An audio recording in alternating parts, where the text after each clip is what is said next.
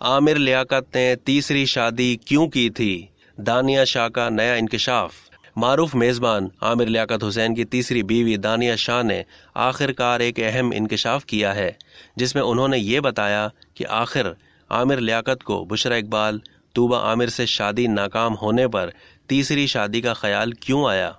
आमिर लियाकत हुसैन की तीसरी अहलिया दानिया शाह की जानिब से इंकशाफात और इल्ज़ामात से भरपूर इंटरव्यूज सामने आ रहे हैं। एक इंटरव्यू में उनसे सवाल किया गया, क्या आपने आमिर लियाकत से पैसों की खातिर शादी की थी?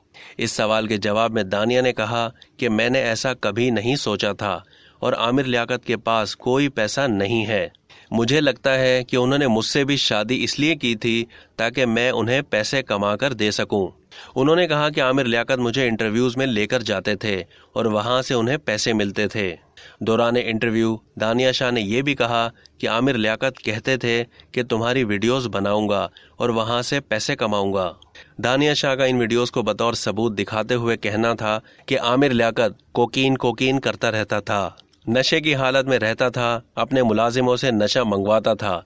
आमिर लियाकत की नज़र में इन मुलाजमीन की हैसियत मुझसे ज़्यादा थी।